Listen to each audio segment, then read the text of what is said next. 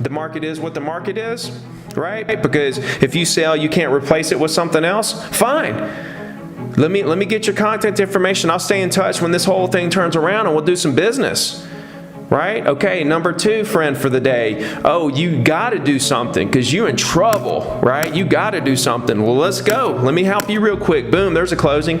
Let's go to number 3. Not ready, not going to do anything, never want to do anything. Cool, let me stay in touch with you. Cool, boom, in the database, right? Most of it's going to be future business, but if you start focusing on the relationships, the now business is going to start dropping. Now think about it.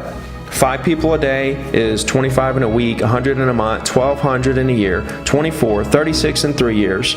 In 4 years, you got 5,000 property owners you talk to that liked you enough to give you their email, that are getting a weekly email from you on the same day of the week forever, right? How big do you think your business is, right?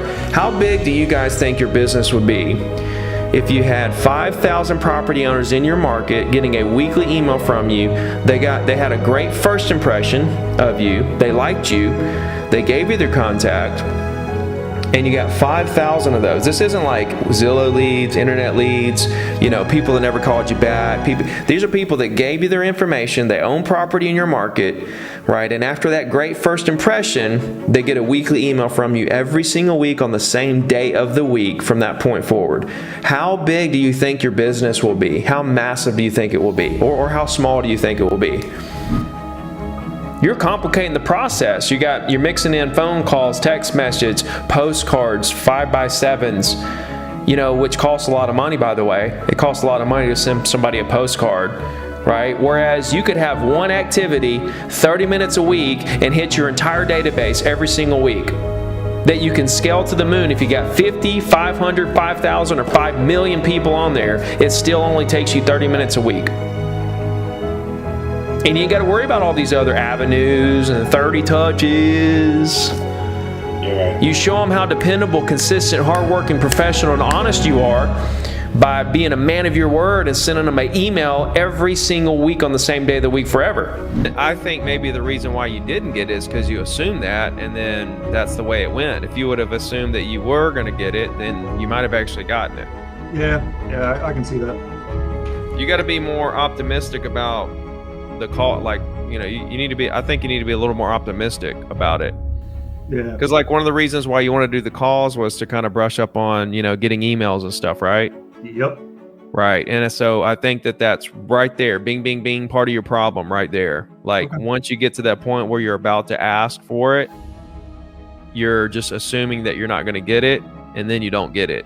Yeah. If you'll start assuming that you're going to get it, then you will start to get it, because you're going to assume you have it, and you're going to ask for it, and they're going to give it to you. As I grew up, I became really competitive. I was playing sports, I was playing football and basketball, and I was doing all this and that. I did all kinds of stuff. But the competitive side of me wanted to beat him.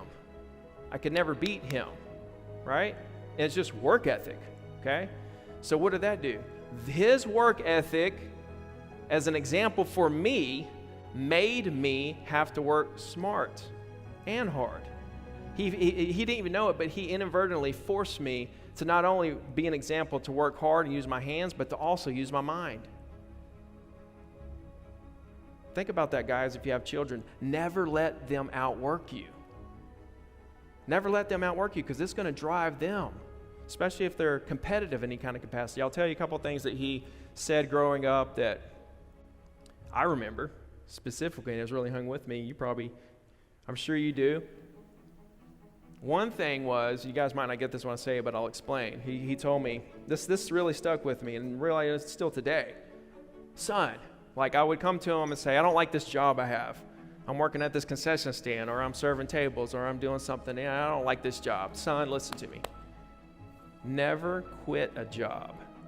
Just add to it.